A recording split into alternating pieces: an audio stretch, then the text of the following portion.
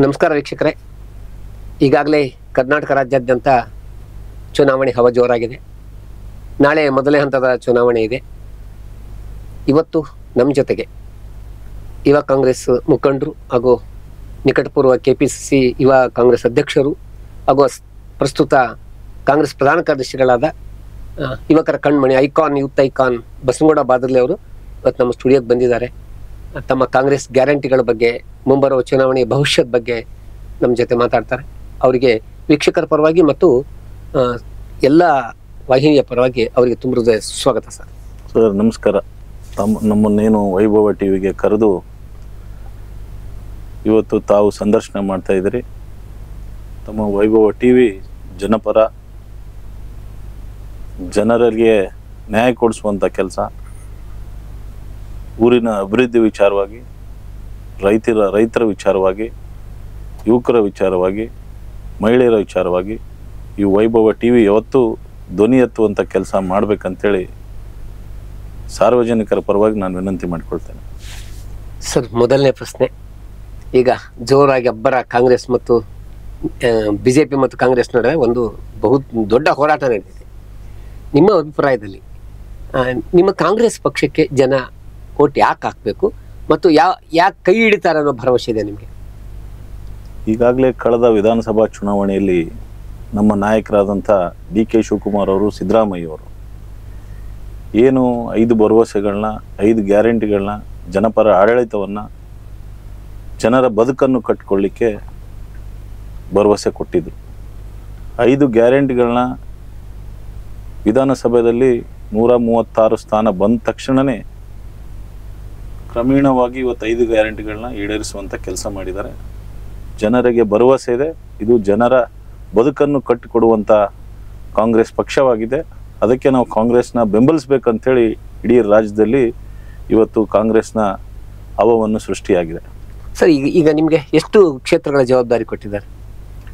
ನಾನು ಸಿಂಧನೂರು ವಿಧಾನಸಭಾ ಕ್ಷೇತ್ರ, ನನ್ನ ಕ್ಷೇತ್ರದಲ್ಲಿ ನಾನು ಕೆಲಸ ಮಾಡ್ತಾ ಇದ್ದೀನಿ. ಈಗಾಗಲೇ ಏನು ಸುಮಾರು 23 ಪಂಚಾಯತ್ಗಳನ್ನ ಮುಗಿಸುವಂಥ ಕೆಲಸ ಮಾಡಿದ್ದೀನಿ. ಉತ್ತಮವಾದಂಥ ಪ್ರತಿಕ್ರಿಯೆ ಜನರಿನಿಂದ ಬರ್ತಾ ಇದೆ. ಖಂಡಿತವಾಗ್ಲೂ ಅದೇ ರೀತಿಯಲ್ಲಿ ನಗರ ಪ್ರದೇಶದಲ್ಲಿ 11 ವಾರ್ಡ್ಗಳನ್ನ ಮುಗಿಸಿದ್ದೀವಿ. ಇನ್ನು ಏನು ಸುಮಾರು 14-18 ವಾರ್ಡ್ಗಳಿದ್ದಾವೆ, ಮುಗಿಸುವಂಥ ಕೆಲಸ ಮಾಡ್ತೀವಿ. ಖಂಡಿತವಾಗ್ಲೂ ಜನರು ಇವತ್ತೇನು ಗ್ಯಾರಂಟಿಗಳನ್ನ, ಏನು ವಿಶ್ವಾಸ ಜನರಿಗೆ ಭರವಸೆ ಮೂಡಿದೆ, ಕಾಂಗ್ರೆಸ್ ಇವತ್ತು ಬದುಕು ಕೊಡುವಂಥ ಕೆಲಸ ಮಾಡ್ತಾ ಇದೆ ಅಂಥೇಳಿ ಒಂದು ಭರವಸೆ ಮೂಡಿದೆ. ಸರ್, ಈಗ ಮೊದಲು BJP ಒಂದೇ ಇತ್ತು ಶಕ್ತಿ. ಈಗ ಅದ್ರ ಜೊತೆಗೆ JDS ಕೂಡ ಕೈಗೂಡಿಸಿದೆ. ಈಗ ವೆಂಕಟರಾವ್ ನಾಡಗೌಡರು ಈ ಕ್ಷೇತ್ರದ ಬಗ್ಗೆ ಮಾತಾಡಬೇಕಂದ್ರೆ ಈಗಾಗಲೇ ಸಚಿವರಾಗಿದ್ದಾರೆ. ಅನೇಕ ಜನಪರ ಮತ್ತು ಜನರ ಸನ್ನಿಹಿತವಾಗಿ ಕೆಲಸ ಮಾಡಿದ್ದಾರೆ.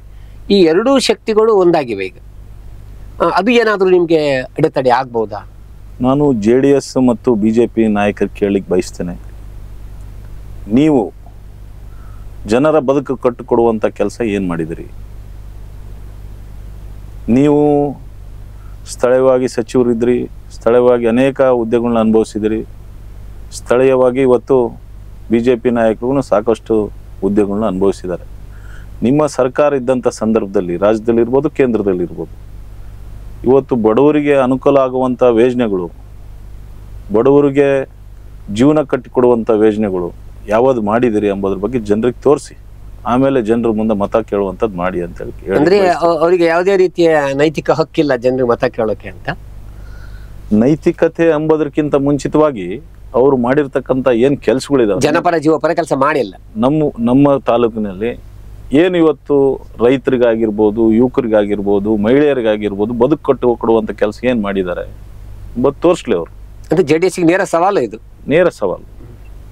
ಅಂದ್ರೆ ಈಗ ಅವ್ರ ಅಸ್ತಿತ್ವ ಇಡೀ ರಾಜ್ಯದಲ್ಲಿ ಇಲ್ಲ ಅಂಥೇಳಿ ಅವರು ಇವತ್ತು BJP ಜೊತೆ ಹೊಂದಾಣಿಕೆ ಆಗಿದ್ದಾರೆ. ಒಂದು ಕಾಲ ಗೊತ್ತಾಗುತ್ತೆ, 3 ಸ್ಥಾನಗಳನ್ನ ಒಂದು ಕಾಲದಲ್ಲಿ ಪ್ರಧಾನಮಂತ್ರಿ ಆಗಿರ್ತಕ್ಕಂಥ ಪಕ್ಷ ಅದು. ಇವತ್ತು ಬರೀ 28 ಸೀಟಲ್ಲಿ 3 ಸೀಟ್ ತಗೊಂಡಿದ್ದಾರೆ ಅಂದ್ರೆ ಅವ್ರ ಅಸ್ತಿತ್ವ ಎಲ್ಲಿಗೆ ಹೋಗಿದೆ ಎಂಬುದ್ರ ಬಗ್ಗೆ ರಾಜ್ಯದ ಜನತೆ ನೋಡ್ತಾ ಇದ್ದಾರೆ. ಬಹುತೇಕ ಬಹುಶಃ HD ದೇವೇಗೌಡರು, ಕುಮಾರಸ್ವಾಮಿ ಅವರು BJPನ ಬೈದಷ್ಟು ಬಹುಶಃ ನೀವು ಕಾಂಗ್ರೆಸ್ನವ್ರು ಬೈದಿರ್ಲಿಕ್ಕಿಲ್ಲ. ಕೋಮುವಾದಿ ಪಕ್ಷ ಆ ಪಕ್ಷ ಈ ಪಕ್ಷ ಅಂದ್ರೆ ಈ ಸಖ್ಯ ಏನ್ ಅನ್ಸುತ್ತೆ ನಿಮ್ಗೆ? ಈ ಮಿಲನ ಅನೈತಿಕ ಸಂಬಂಧ ಅನ್ಸುತ್ತೋ ಏನ್ ಅನ್ಸುತ್ತೆ? ಈಗಾಗಲೇ ನಮ್ಮ ನಾಯಕರಾದಂಥ ರಾಹುಲ್ ಗಾಂಧಿ ಅವರು ಪ್ರತಿ ಬಾರಿ ಹೇಳ್ತಾ ಇದ್ರು JDS BJP B ಟೀಮ್ ಅಂತೇಳಿ. ಈಗಾಗಲೇ ನಾವು ಅವ್ರು 38 39 ಸ್ಥಾನ ಬಂದಂಥ ಸಂದರ್ಭದಲ್ಲಿ, ನಾವು 80 ಸ್ಥಾನ ಬಂದಂಥ ಸಂದರ್ಭದಲ್ಲಿ ಇವತ್ತು ಕೋಮುವಾದಿಗಳ ಜೊತೆಗೆ ನಾವು ಕೈ ಜೋಡಿಸ್ಬಾರ್ದು, ಇವತ್ತು ಆಗಲಿ ನೀವೇ ಮುಖ್ಯಮಂತ್ರಿ ಆಗಲಿ ಅಂಥೇಳಿ ಅವ್ರಿಗೆ ಅವಕಾಶ ಮಾಡಿಕೊಟ್ಟು ಹೋಗಿದ್ರು ಸಿದ್ದರಾಮಯ್ಯ ಕುಮಾರಸ್ವಾಮಿ ಅವಕಾಶ ಮಾಡಿಕೊಟ್ಟಿವಿ. ನಮ್ಮ ರಾಷ್ಟ್ರೀಯ ನಾಯಕರಾದಂಥ ಶ್ರೀಮತಿ ಸೋನಿಯಾ ಗಾಂಧಿ ಅವರು, ರಾಹುಲ್ ಗಾಂಧಿ ಅವರು, ಮಲ್ಲಿಕಾರ್ಜುನ್ ಖರ್ಗೆ ಅವರು, DK ಶಿವಕುಮಾರ್ ಅವರು, ಸಿದ್ದರಾಮಯ್ಯ ಅವರು ಕೋಮುವಾದಿಗಳ ಜೊತೆ ಕೈ ಜೋಡಿಸ್ಬಾರ್ದು, ನಮ್ಮ ರಾಜ್ಯ ಸುರಕ್ಷಿತದಿಂದ ಇರಬೇಕು ಎಂಬ ಉದ್ದೇಶದಿಂದ ಮಾಡಿಕೊಟ್ರು. ಆದರೆ ಆ ಭರವಸೆ ಅವ್ರನ್ನ ಇಟ್ಕೊಳ್ಳಿಲ್ಲ. ಏನು ಯಾವತ್ತೂ ಅವರು ನೇರವಾಗಿ ಮುಖ್ಯಮಂತ್ರಿ ಆದಂಥವ್ರಲ್ಲ, ಹಿಂಬಾಗಿಲಿಂದ ಬಂದಿರತಕ್ಕಂಥವ್ರು. ಅಂದ್ರೆ ಜನರ ಸಮಸ್ಯೆಗಳು ಜನರ ನಡುವೆ ಮುಖಾಮುಖಿಯಾಗಿ ಅವರಿಗೆ ಅನುಭವ ಇಲ್ಲ. ಹೌದು, ನಿಜ. ಅಂದ್ರೆ ಹಿಂಬಾಗಿಲಿಂದ ಬಂದು ಅಧಿಕಾರ ತಗೊಂಡು ಈಗ ಅಧಿಕಾರಕ್ಕಾಗಿ ಏನೆಲ್ಲ ಬದಲಾವಣೆ ಆಗ್ತಾರೆ ನೀವೆಲ್ಲ ನೋಡ್ತಾ ಇದ್ದೀರಿ. ಕುಮಾರಸ್ವಾಮಿ ಅವರು ಹಿಂದೆ ಅವ್ರು ಹೇಳಿರ್ತಕ್ಕಂಥ ನರೇಂದ್ರ ಮೋದಿ ಅವ್ರನ್ನ ಬೈದಿದ್ದಾರೆ, ದೇವೇಗೌಡರು ನರೇಂದ್ರ ಮೋದಿ ಅವ್ರನ್ನ ಬೈದಿದ್ದಾರೆ, ಇಂಥ ದೇಶದ ಪ್ರಧಾನಮಂತ್ರಿ ಆಯ್ಕೆ ಮಾಡ್ತೀರಿ ಅಂತ ಹೇಳಿ ಬೈದಿದ್ದಾರೆ. ಇವ್ರಿಗೆ ಏನ್ ನೈತಿಕತೆ ಇದೆ? ಇವರಿಗೆ ಇವತ್ತು ಹೊಂದಾಣಿಕೆ ಮಾಡ್ಕೊಂಡಿದ್ದಾರೆ. ಇಂಥ ಪ್ರಧಾನಮಂತ್ರಿ ಮತ್ತೊಬ್ಬ ಬರೋದಿಲ್ಲ ಅಂತ ದೇವೇಗೌಡರು ಹೇಳ್ತಾ ಇದ್ದಾರೆ. ಹಿಂದೆ ಅದೇ ಪ್ರಧಾನಮಂತ್ರಿ ಬೈದಿರ್ತಕ್ಕಂಥ ಸಾಕಷ್ಟು ಉದಾಹರಣೆಗಳಿದಾವೆ. ಸಾಕಷ್ಟು ಎಲೆಕ್ಟ್ರಾನಿಕ್ ಮೀಡಿಯಾದಲ್ಲಿ, ಪ್ರಿಂಟ್ ಮೀಡಿಯಾದಲ್ಲಿ ಇದನ್ನ ಸತ್ಯಾಂಶವನ್ನು ತೋರಿಸಿದ್ದು ಇದ್ದಾರೆ. ಜನರು, ಇಡೀ ರಾಜ್ಯದ ಜನ ನೋಡ್ತಾ ಇದ್ದಾರೆ, ಅವರ ನಾಟಕ ಬೆಳವಣಿಗೆಗಳು ನೋಡ್ತಾ ಇದ್ದಾರೆ. ಈಗ ಪ್ರಧಾನಮಂತ್ರಿ ಮೋದಿ ಅವರು ಅನೇಕ ಗ್ಯಾರಂಟಿಗಳನ್ನು ಕೊಟ್ಟಿದ್ದಾರೆ. ಅವರ ಅನೇಕ ಯೋಜನೆಗಳು ಕೂಡ ಬಡವರ ಪರ ಇದ್ದಾವೆ ಅಂತ ಬಿಜೆಪಿ ಅವರು ಭಾಷಣ ಮಾಡ್ತಾ ಇದ್ದಾರೆ. ನೀವು ಆ ಮೋದಿಯ ಒಂದು ಅಲೆಯಲ್ಲಿ ಕಾಂಗ್ರೆಸ್ ಎದ್ದೇಳುತ್ತಾ? ಯಾಕಂದ್ರೆ ಬಹುತೇಕ ರಾಜ್ಯಗಳಲ್ಲಿ ಕಾಂಗ್ರೆಸ್ ಇಲ್ಲ. ನಾನು ಇವತ್ತೇನು ನಿಮ್ಮ ಸ್ಟುಡಿಯೋ ಮುಖಾಂತರ ಮಾನ್ಯ ನರೇಂದ್ರ ಮೋದಿ ಅವ್ರು ಕೇಳಲಿಕ್ಕೆ ಬಯಸ್ತೇನೆ, ನೀವು ಯಾವ್ಯಾವ ಗ್ಯಾರಂಟಿ ಕೊಟ್ಟಿದ್ದೀರಿ, ಯಾವ್ಯಾವ ಗ್ಯಾರಂಟಿ ಈಡೇರಿಸಿದಿರಿ, ನಿಮ್ಮ ಜನಪರ ಆಡಳಿತ ಏನಿದೆ, ಇವತ್ತು ನೀವು ಮಾಡಿರೋ ಕೆಲಸಗಳ ಕಾರ್ಯಗಳು ಏನಿದ್ದಾವೆ, ಇವತ್ತು ನೀವು ಇಡೀ ದೇಶದ ಜನರಿಗೆ, ರೈತರಿಗೆ ಸಾಲ ಮನ್ನಾ ಮಾಡ್ಬೋದಾಗಿತ್ತು, ಯುವಕರಿಗೆ 2 ಕೋಟಿ ಉದ್ಯೋಗ ಕೊಡ್ತೀನಿ ಅಂತ ಹೇಳಿದ್ರು, ಕೊಡ್ಬೋದಾಗಿತ್ತು. ಮಹಿಳೆಯರು ಇವತ್ತು ಬೇಟಿ ಬಚಾವ್ ಬೇಟಿ ಪಡಾವ್ ಅಂತ ಹೇಳ್ತೀರಿ. ಎಲ್ಲಿ ಏನು ಮಾಡಿದಿರಿ? ಹೇಳಿರ್ತಕ್ಕಂಥದ್ದು ನುಡಿದಿರ್ತಕ್ಕಂಥದ್ದು ನಡೆದಿದ್ದೀರಾ? ರೈತರ ಆದಾಯ 2 ಪಟ್ಟು ಮಾಡ್ತೀನಿ ಅಂತ ಹೇಳಿದ್ರಿ, ಮಾಡಿದ್ದೀರಾ? ಯಾಕೆ ನೀವುಗಳು ಇಂಥ 5 ಭರವಸೆಗಳನ್ನ ಕೊಡ್ಬೋದಾಗಿತ್ತಲ್ವ? ನೀವು ಎಂಥ ಸಾಮಾನ್ಯರ ಜನರ ಜೊತೆಗಿಲ್ಲ, ನೀವು ರೈತ ವಿರೋಧಿ, ಯುವಕರ ವಿರೋಧಿ, ಇವತ್ತೇನು ಮಹಿಳೆಯರ ವಿರೋಧಿ ಯಾವುದಾದ್ರೂ ಒಂದು ಸರ್ಕಾರ ಇದ್ದರೆ ಮಾನ್ಯ ನರೇಂದ್ರ ಮೋದಿ ಅವರ ಸರ್ಕಾರ. ಅವರು ಎಂಥವ್ರಿಗೆ ಅನುಕೂಲ ಮಾಡಿದ್ದಾರೆ ಅಂದರೆ ದೊಡ್ಡ ದೊಡ್ಡ ವ್ಯಾಪಾರಸ್ಥರಿಗೆ, ಅಂಬಾನಿ ಅವರಿಗೆ ಸುಮಾರು 19 ಲಕ್ಷ ಕೋಟಿ ಸಾಲ ಮನ್ನಾ ಮಾಡಿದ್ದಾರೆ. ನಾನು ಇವತ್ತು ಕೇಳಲಿಕ್ಕೆ ಬಯಸ್ತೇನೆ ಅವ್ರನ್ನ, ಯಾಕೆ ನೀವು ರೈತರ ಪರವಾಗಿ ಯಾಕೆ ಸಾಲ ಮನ್ನಾ ಮಾಡಿಲ್ಲ? ಯುವಕರಿಗೆ ಯಾಕೆ ಉದ್ಯೋಗ ಕೊಟ್ಟಿಲ್ಲ? ಮಹಿಳೆಯರಿಗೆ ಸುರಕ್ಷಿತದಿಂದ ದೇಶದಲ್ಲಿ ಜೀವನ ಮಾಡಲಿಕ್ಕೆ ಆಗ್ತಾ ಇಲ್ಲ. ನೀವು ಬಡವರ ಪರ ಏನು ಕೊಟ್ಟಿದ್ದೀರಿ ಎಂಬುದ್ರ ಬಗ್ಗೆ ಸವಾಲು ಹಾಕ್ಲಿಕ್ಕೆ ಬಯಸ್ತೇನೆ ಅವ್ರಿಗೆ. ಮೊನ್ನೆ ಪ್ರಧಾನಮಂತ್ರಿಯವರು ಮಾತಾಡ್ತಾ ಒಂದು ವೇಳೆ ಕಾಂಗ್ರೆಸ್ಗೆ ನೀವು ಓಟ್ ಹಾಕಿದ್ರೆ ನಿಮ್ಮ ಮಾಂಗಲ್ಯವನ್ನು ಕೂಡ ನೀವು ಕಳ್ಕೊಂತೀರಿ ಅನ್ನುವಂತಹ ಒಂದು ವಿವಾದಾತ್ಮಕ ಹೇಳಿಕೆ, ನಿಜಕ್ಕೂ ವಿವಾದಾತ್ಮಕ. ಯಾಕಂದ್ರೆ ಒಬ್ಬ ಪ್ರಧಾನಮಂತ್ರಿ ಅಂತ ಹೇಳಿಕೆ ಕೊಡಬಾರ್ದು ಅನ್ನೋ ನನ್ನ ಅಭಿಮತ ಕೂಡ. ಏನಂತೀರಿ ಈ ತರ ಹೇಳಿಕೆ ಕೊಟ್ರೆ? ದೇಶದ ಪ್ರಧಾನಮಂತ್ರಿ ಇಡೀ ದೇಶಕ್ಕೆ ಅವ್ರು ಪ್ರಧಾನಮಂತ್ರಿಗಳಾಗಿದ್ದಾರೆ. ಅವರು ಯಾವ ಮಾತುಗಳನ್ನ ಎಲ್ಲಿ ಆಡಬೇಕು, ಯಾವ ವೇದಿಕೆಯಲ್ಲಿ ಆಡಬೇಕು, ಇವತ್ತು ಮಹಿಳೆಯರ ಬಗ್ಗೆ ಅಗೌರವದಿಂದ ಮಾತಾಡಿದ್ದಾರೆ ಅವರು. ಇವತ್ತು ತಾಳಿ ಎಂಬುದು ಬಹಳ ಮಹತ್ವವಾದಂಥ ಈ ದೇಶದಲ್ಲಿ. ಅದರ ಮಹತ್ವ ಅವ್ರಿಗೆ ಗೊತ್ತಿದ್ದಂಗಿಲ್ಲ ಪಾಪ. ಅವ್ರು ಸಂಸಾರಿಸ್ತಾರಲ್ಲ ಅನ್ಸುತ್ತೆ, ಸನ್ಯಾಸಿಗಳು ಅನ್ಸುತ್ತೆ. ಅಲ್ಲ, ಮದುವೆ ಆಗಿದ್ದೀರಿ, ಅವ್ರಿಗೊಬ್ಬ ಹೇಳ್ತಿ ಇದೆ ಅಲ್ಲ, ಆದ್ರೆ ಅವ್ರು ಧರ್ಮ ಪತ್ನಿ ಇದ್ರೆ ಆ ಮಾಂಗಲ್ಯ ಸೂತ್ರದ ಬಗ್ಗೆ ಮಾತಾಡ್ತಿದ್ದಿಲ್ಲ ಅವರು. ದೇಶದಲ್ಲಿ ಇವತ್ತು ಕೋಮುವಾದಿಗಳನ್ನ ಸೃಷ್ಟಿ ಮಾಡಬೇಕು, ಜಾತಿಗಳ ಮಧ್ಯೆ ಜಗಳ ಹಚ್ಚಬೇಕು, ಭಾವನಾತ್ಮಕ ನಾವು ಚುನಾವಣೆಗೆ ಹೋಗ್ಬೇಕು ಎಂಬುದು ಅವರು ಅಜೆಂಡಾ ಆಗಿದೆ. ಮೋದಿ ಅಜೆಂಡಾ ಏನಪ್ಪಾ ಅಂದ್ರೆ ಭಾವನಾತ್ಮಕ ಜೊತೆಗೆ ಆಟ ಆಡಬೇಕು, ಇಡೀ ದೇಶಕ್ಕೆ ಬೆಂಕಿ ಬೆಳಕಿನಾಗ ಅಧಿಕಾರ ತಗೋಬೇಕು ಎಂಬ ಒಂದು ಅಜೆಂಡಾ ಇಟ್ಕೊಂಡು ಅವ್ರು ಹೊರಟಿದ್ದಾರೆ. ಈಗ ನಮ್ಮ ತಾಯಿಯಂದ್ರ ಬಗ್ಗೆ ಇವತ್ತು ಮಾತಾಡ್ತಾರೆ. ಹಿಂದೆ ಕುಮಾರಸ್ವಾಮಿಗಳು ಇವತ್ತೇನು ತುಮಕೂರಿನಲ್ಲಿ ತಾಯಂದ್ರು ದಾರಿ ತಪ್ತಾ ಇದ್ದಾರೆ ಗ್ಯಾರಂಟಿಲಿಂದ. ಹೆಣ್ಮಕ್ಳ ಬಸ್ಸಿನ ತಿರ್ಗಾ ದಾರಿ ತಪ್ತಾ ಇದ್ದಾರೆ. ಮಾನ್ಯ ಕುಮಾರಸ್ವಾಮಿ ಅವ್ರಿಗೆ ಅವ್ರು ಇವತ್ತು JDS ಜೊತೆ ವಿಲೀನ ಆಗಿದ್ದಾರೆ, ಬಿಜೆಪಿ ಜೊತೆಗೆ ವಿಲೀನ ಆಗಿದ್ದಾರೆ. ಈಗ ಕುಮಾರಸ್ವಾಮಿ ಹೇಳಿದ್ರಷ್ಟೇ, ನರೇಂದ್ರ ಮೋದಿ ಹೇಳಿದ್ರಷ್ಟೇ. ನರೇಂದ್ರ ಮೋದಿ ಮಾಂಗಲ್ಯ ಬಗ್ಗೆ ಮಾತಾಡಿದ್ದಾರೆ, ಕುಮಾರಸ್ವಾಮಿ ಅವರು ತಾಯಂದಿರು ದಾರಿ ತಪ್ತಾರೆ ಅಂತ ಹೇಳಿದ್ದಾರೆ. ಇಬ್ಬರಿಗೂ ಏನು ವ್ಯತ್ಯಾಸ ಇಲ್ಲ. ಅವರಿಗೆ ಅವ್ರ ಮನೆಯಲ್ಲಿ ಹೆಣ್ಮಕ್ಳಿದ್ರೆ ಈ ಮಾತುಗಳನ್ನ ಹಾಡ್ಬಾರ್ದಾಗಿತ್ತು. ಅವರು ತಾಯಂದ್ರ ಬಗ್ಗೆ ಎಷ್ಟು ಗೌರವ ಇಟ್ಕೊಂಡಿದ್ದಾರೆ ಎಂಬುದ್ರ ಬಗ್ಗೆ ಜನ ನೋಡ್ತಾ ಇದ್ದಾರೆ, ನಮ್ಮ ತಾಯಂದ್ರು ನೋಡ್ತಾ ಇದ್ದಾರೆ. ತಕ್ಕ ಉತ್ತರವನ್ನು ಕೊಡುವಂತ ಕೆಲಸ ಮಾಡ್ತಾರೆ. ತಾಯಂದ್ರ ಬಗ್ಗೆ ಹಗುರವಾಗಿ ಮಾತನಾಡಿ ಇಡೀ ರಾಜ್ಯದಲ್ಲಿ ವ್ಯಾಪಕವಾಗಿ ಖಂಡಿಸ್ತಾ ಇದ್ದಾರೆ. ದಾರಿ ತಪ್ತಾ ಇದ್ದಾರೆ ಅಂದ್ರೆ ಏನ್ ಅರ್ಥ? ಅದು ಮನೆ ಒಂದು ಇಲ್ಲ, ಮನೆಯಾಗ ಮಕ್ಕಳು ನೋಡಕ್ ಆಗ್ತಾ ಇಲ್ಲ, ತೀರ್ಥಕ್ಷೇತ್ರಗಳನ್ನ ಪಾಸಿಟಿವ್ ಆಗಿ ತಗೋಬೋದಲ್ವಾ ತಾವು? ಇಲ್ಲ, ಪಾಸಿಟಿವ್ ಆಗಿ ತಗೊಳ್ಳೋದು ಆ ಹೇಳಿಕೆ ಪಾಸಿಟಿವ್ ಅಲ್ಲ. ದಾರಿ ತಪ್ಪುವುದಂದ್ರೆ ಅದು ಹೆಂಗೆ? ಜನಸಾಮಾನ್ಯರ ಭಾಷೆಯಲ್ಲಿ ತಪ್ಪೇ ಅದು. ಒಬ್ಬ ರಾಜ್ಯದಲ್ಲಿ ಮುಖ್ಯಮಂತ್ರಿಯಾಗಿ ಆಡಳಿತ ನಡೆಸಿ ಈ ತರ ಹೇಳಿಕೆಗಳನ್ನ ಕೊಡ್ತಾ ಇದಾರಲ್ಲ, ಅವ್ರಿಗೆ ಗೌರವ ಅಂತಕ್ಕಂತ ಅಲ್ಲ. ಇದು ನಾಚಿಕೆಗೇಡಿ ಸಂಗತಿ. ಇದು ಅವ್ರು ಹತಾಶರಾಗಿದ್ದಾರೆ. ಮಂಡ್ಯದಲ್ಲಿ ನಾ ಸೋತ್ ಬಿಡ್ತೀನಿ, ತುಮಕೂರಲ್ಲಿ ನಾವು ಸೋತ್ ಬಿಡ್ತೀವಿ, ಕೋಲಾರದಲ್ಲಿ ಸೋತ್ ಬಿಡ್ತೀವಿ, ಹಾಸನದಲ್ಲಿ ಸೋತ್ ಬಿಡ್ತೀವಿ ಅಂತ ಹತಾಶರಾಗಿ ಏನೇನೋ ಹೇಳಿಕೆಗಳನ್ನ ಕೊಡ್ತಾ ಇದ್ದಾರೆ. ತಾಯಂದ್ರು ಪ್ರತಿಯೊಂದನ್ನ ನೋಡುವಂತ ಕೆಲಸ ಮಾಡ್ತಾ ಇದ್ದಾರೆ. ಈಗ ಮೋದಿ ಬಗ್ಗೆ ನಾವು ಏನೆಲ್ಲ ಹೇಳಿದ್ರು ಕೂಡ ದೇಶದ ಸುರಕ್ಷಿತ ದೃಷ್ಟಿಯಿಂದ ಮೋದಿನ ಮತ್ತೊಮ್ಮೆ ಪ್ರಧಾನಮಂತ್ರಿ ಮಾಡಿ ಅಂತ ಬಿಜೆಪಿ ಅವರು ಪ್ರಣಾಳಿಕೆ ಬಿಟ್ಟಿದ್ದಾರೆ. ಯಾಕಂದ್ರೆ ಈಗ ಆಲ್ರೆಡಿ ಅನೇಕ ಯುದ್ಧಗಳಾಗಿರ್ಬೋದು, ಪುಲ್ವಾಮಾ ಘಟನೆ ಆಗಿರ್ಬೋದು, ಮತ್ತು ಅವರು ಇವತ್ತು ವಿಶ್ವದಲ್ಲಿ ಗುರುತಿಸಿಕೊಂಡಿದ್ದಾರೆ ಅಂತ ಬಿಜೆಪಿ ಅವರು ಹೇಳ್ತಾ ಇದ್ದಾರೆ. ನಿಮ್ಮ ಅಭಿಪ್ರಾಯ? ಬಿಜೆಪಿ ಅವ್ರಿಗೆ ಕೇಳಲಿಕ್ಕೆ ಬಯಸ್ತಾನೆ, 70 ವರ್ಷ ನಾವು ಆಡಳಿತ ಮಾಡಿದ್ದೀವಿ, ಯಾಕೆ ದೇಶ ಸುರಕ್ಷತೆ ಇಲ್ವಾ? ಏನ್ ದೇಶದಲ್ಲಿ ಕೋಮುಗಲಭೆ ಆಗಿದೆ? ಎರಡು ಪಾಕಿಸ್ತಾನ ಜೊತೆ ಗೆದ್ದಿರಿ, ಯುದ್ಧ ಮಾಡಿ ಗೆದ್ದಿದ್ದೀವಿ, ಯುದ್ಧ ಮಾಡಿ ಗೆದ್ದಿದ್ದೀವಿ. ಇವತ್ತು ಏನು 10 ವರ್ಷದಲ್ಲಿ ಇವ್ರೇನು ದೇಶನ ಗಡಿ ಕಾಪಾಡ್ತಾ ಇದಾರ? ಹಿಂದೆ ಎಲ್ಲ ನಮ್ಮ ಭಾರತೀಯ ಸೈನಿಕರು ಕಾಪಾಡ್ತಾ ಇದ್ದಾರೆ. ಯಾವ ರೀತಿ ಆಡಳಿತ ನಡೀತಾ ಇದೆ ಅದೇ ರೀತಿ ನಡ್ಕೊಂಡು ಬರ್ತಾ ಇದೆ. ಇವೆಲ್ಲ ಏನಂದ್ರೆ ಜನರ ಸಮಸ್ಯೆ ಕೇಳಿ ಜನರಿಗೆ ಸಮಸ್ಯೆ ಪರಿಹರಿಸಂದ್ರೆ ನಾವು ದೇಶದ ಗಡಿ ಬಗ್ಗೆ, ಭಾವನಾತ್ಮಕ ವಿಷಯ ಬಗ್ಗೆ ಜನರಿಗೆ ನೀವು ರೈತರಿಗೆ ಏನ್ ಮಾಡಿದ್ರಿ, ಯುವಕರಿಗೆ ಏನ್ ಮಾಡಿದ್ರಿ, ಮಹಿಳೆಯರಿಗೆ ಏನ್ ಮಾಡಿದ್ರಿ, ಜನಸಾಮಾನ್ಯರಿಗೆ ಏನ್ ಕೊಟ್ಟಿದ್ರಿ ಅಂದ್ರೆ ಅವ್ರ ಹತ್ರ ಉತ್ತರ ಇಲ್ಲ. ಭಾವನಾತ್ಮಕ ಜೊತೆಗೆ ಆಟ ಆಡ್ತಾ ಇದ್ದಾರೆ. ಜಗತ್ತು ಕರೋನಾದಿಂದ ತತ್ತರಿಸೋ ಕಾಲಕ್ಕೆ ನಮ್ಮ ಭಾರತದಲ್ಲಿ ಕರೋನಾ ಲಸಿಕೆ ಉಚಿತ ಆಯಿತು. ಕರೋನಾ ಲಸಿಕೆ ಕೂಡ ನಾವು ಕೊಟ್ಟಿದ್ದು ಅಂತ ಬಿಜೆಪಿ ಪ್ರಣಾಳಿಕೆಯಲ್ಲಿ ಹೇಳಿದ್ದಾರೆ. ಒಂದು ದೊಡ್ಡ ಹಗರಣ ಆಗಿದೆ. ನೀವೆಲ್ಲ ರೆಮಿಡಿಸ್ವೇರ್ ಅಂತ ಕೇಳಿರ್ಬೋದು. ಹೌದು.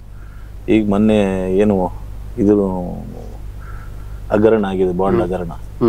ಅದರಲ್ಲಿ ಆ ಕಂಪನಿ ಹೆಸರಿದೆ, ರೆಮಿಡಿಸ್ವೇರ್ ಕಂಪನಿ. 29 ಕೋಟಿ ಇವತ್ತು ಕೊಟ್ಟಿದ್ದಾರೆ ಅಂತ ಕಿಕ್ ಬ್ಯಾಕ್.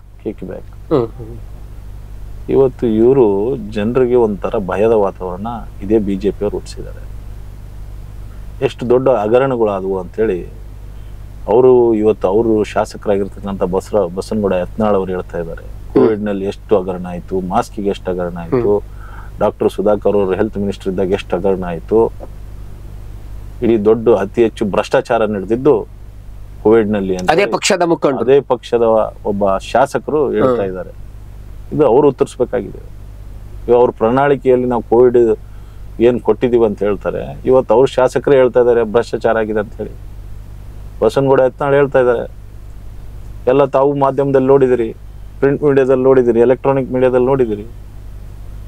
ಇಡೀ ರಾಜ್ಯದ ಜನತೆಗೆ ಗೊತ್ತಿದೆ ಕೋವಿಡ್ ನಲ್ಲಿ ಯಾರು ಕೆಲಸ ಮಾಡಿದ್ದಾರೆ. ಕಾಂಗ್ರೆಸ್ನವರು ಹಂಗನ್ನ ತೊರೆದು, ಜೀವದ ಹಂಗನ್ನ ತೊರೆದು ಕೆಲಸ ಮಾಡಿ ಜನರ ಬದುಕನ್ನು, ಜನರ ಜೀವನವನ್ನು ಸರಿ ಮಾಡಿಸುವಂತ ಕೆಲಸ ಮಾಡಿದ್ದಾರೆ. ಯಾರ್ಯಾರು ಸಾವಪ್ಪಿದ್ರು ಅಂಥವ್ರ ಮನೆಗೆ ಹೋಗಿ ಸಂತಾನ ಹೇಳುವಂತ ಕೆಲಸ ಮಾಡಿದ್ದಾರೆ, ಧೈರ್ಯ ತುಂಬುವಂತ ಕೆಲಸ ಮಾಡಿದ್ದಾರೆ, ಕೈಲಾದಂತ ಏನು ಸಹಾಯ ಮಾಡುವಂತ ಕೆಲಸ ಮಾಡಿದ್ದಾರೆ. ಆಕ್ಸಿಜನ್ ಇರ್ಬೋದು, ಊಟ ಇರ್ಬೋದು, ಟ್ರಾನ್ಸ್ಪೋರ್ಟೇಷನ್ ಇರ್ಬೋದು, ಅನೇಕ ಇವತ್ತು ಅಂತ ಸಂದರ್ಭದಲ್ಲಿ ಇಡೀ ರಾಜ್ಯದಲ್ಲಿ ಕಾಂಗ್ರೆಸ್ ನಾಯಕರಾದಂಥ DK ಶಿವಕುಮಾರ್ ಅವರು, ಸಿದ್ದರಾಮಯ್ಯವರು ಇವತ್ತು ಶಕ್ತಿ ಮೀರಿ ಅವ್ರ ಜೀವದ ಹಂಗನ್ನು ತೊರೆದು ಇವತ್ತು ಜನರ ಪರವಾದಂಥ ಕೊರೋನಾ ಸಂದರ್ಭದಲ್ಲಿ ನಿಂತಿದ್ದಾರೆ. ಕಾಂಗ್ರೆಸ್ ಅರ್ಧ ಶತಮಾನಕ್ಕಿಂತಲೂ ಹೆಚ್ಚು ದೇಶ ಆಳಿದೆ. ಆದ್ರೆ ಪರಿಶುದ್ಧ ನೀರು ಕೊಡಕ್ ಆಗ್ಲಿಲ್ಲ ಹಳ್ಳಿಗಳಿಗೆ. ನಾವು ಜಲಜೀವನ್ ಮಷೀನ್ ಅನ್ನೋ ಒಂದು ದೊಡ್ಡ ಸಮರೋಪಾದಿ ಯೋಜನೆಯಲ್ಲಿ ಹಳ್ಳಿಗೂ ನೀರು ಕೊಟ್ಟಿದ್ದೇವೆ ಅಂತ ಅವರು. ಈಗ ಸಿಂಧನೂರು ತಾಲೂಕಿನಲ್ಲಿ ಜಲಜೀವನ್ ಮಿಷನ್ ನೋಡ್ತಾ ಇದ್ದೀರಿ, ಎಲ್ಲಿ ಇವತ್ತು ನೀರು ಬರ್ತಾ ಇದೆ? ಹೋಗೋಣ ನಡೀರಿ ಬೇಕಂದ್ರೆ. ನೀವು ದಾಖಲೆಗಳ ಸಮೇತ ಹೇಳಕತ್ತೀರಿ ಈಗ. ಹೌದು, ಎಲ್ಲಿ ಹೋಗೋಣ ನಡೀರಿ, ಯಾವ ಊರಲ್ಲಿ ನೀರು ಬರ್ತಾ ಇದಾವೆ ಹೋಗಿ. ದೊಡ್ಡದಾಗಿ ಟಿವಿಯಲ್ಲಿ ಜಾಹೀರಾತು ಬರುತ್ತೆ, ಶುದ್ಧ ಕುಡಿಯುವ ನೀರು. ಅವ್ರ ಜಾಹೀರಾತು, ಅವ್ರ ಪ್ರಚಾರ, ಅವ್ರ ಬಟ್ಟೆಗಳು, ಉಡುಪುಗಳು ಅಷ್ಟೇ ಅವ್ರದ್ದು. ಜಗತ್ತಿಗೊಂದು ಇದನ್ನ ತೋರಿಸ್ತಾ ಇದ್ದಾರೆ, ನಾನೇ ಜಗತ್ತಿಗೆ ದೊಡ್ಡಣ್ಣ ಅಂತ ಹೇಳಿ ತೋರಿಸ್ತಾ ಇದ್ದಾರೆ. ಜಲ್ ಜೀವನ್ ಮಿಷನ್ ಬೇಡ, ದೇಶದ ಬಗ್ಗೆ ಮಾತಾಡೋದು ಬೇಡ. ನಾವು ಇಲ್ಲೇ ಸಿಂಧನೂರು ವಿಧಾನಸಭಾ ಕ್ಷೇತ್ರದ ಮಾತಾಡೋಣ, ಹೋಗೋಣ ನಡೀರಿ. ಕರೀರಿ ಬಿಜೆಪಿ ಅವ್ರನ್ನ, ನಾವು ಬರ್ತೀವಿ ನಡೀರಿ. ಸಿಂಧನೂರು ವಿಧಾನಸಭಾ ಕ್ಷೇತ್ರ ಅಭಿವೃದ್ಧಿ ಮಾಡೋದು ಸ್ಥಳೀಯ ಕಾಂಗ್ರೆಸ್ ಶಾಸಕರದಲ್ವಾ? ಜಲ ಜೀವನ್ ಮಿಷನ್ ಸೆಂಟ್ರಲ್ ಗೌರ್ಮೆಂಟ್ ದಲ್ವಾ? ಅದನ್ನ ಇದು ಮಾಡ್ಲಿಲ್ಲ ಅಂದ್ರೆ ಪ್ರತಿಭಟನೆ ಮಾಡ್ಬೋದಲ್ವಾ ಕಾಂಗ್ರೆಸ್? ಪ್ರತಿಭಟನೆ ಮಾಡಕ್ ಏನಾಗಿದೆ? ನಾನೇನ್ ಹೇಳ್ತಾ ಇದ್ದೀನಿ, ಹಿಂದೆ JDS ನ ಶಾಸಕರು ಇದ್ರು, ಇವತ್ತೇನ್ ಬಿಜೆಪಿ ಜೊತೆ ವಿಲೀನ ಆಗಿದ್ದಾರೆ. ನಡೀರಿ, ಅವ್ರೆಲ್ಲರನ್ನ ಕರೀರಿ, ಹೋಗೋಣ. ಎಲ್ಲೆಲ್ಲಿ ಜಲ್ ಜೀವನ್ ಮಿಷನ್ ಕೆಲಸ ಮಾಡ್ತಾ ಇದೆ ನೋಡೋಣ. ಸಂಪೂರ್ಣ ಕೆಲಸ ಹದಗೆಟ್ಟೋಗಿದೆ ಅದು. ನೀವು ಹಳ್ಳಿಗಳಿರತಕ್ಕಂತ ಸುರಕ್ಷಿತವಾದಂತ ರಸ್ತೆಗಳನ್ನ ಅಗಿತಾ ಇದ್ದಾರೆ, ಅಲ್ಲಿ ಯಾವ್ದು ನೀರು ಬರ್ತಾ ಇಲ್ಲ, ಯಾವ್ದು ಮೀಟರ್ಗಳು ಕೆಲಸ ಮಾಡ್ತಾ ಇಲ್ಲ. ಅಂದ್ರೆ ಇದು ಯೋಜನೆ ಸುಮ್ಮನೆ ಜಾಹೀರಾತಿಗಾಗಿ ಯೋಜನೆ ಮಾಡಿ, ಜಾಹೀರಾತಿಗಾಗಿ ಯೋಜನೆ ಅಷ್ಟೇ ಇದು.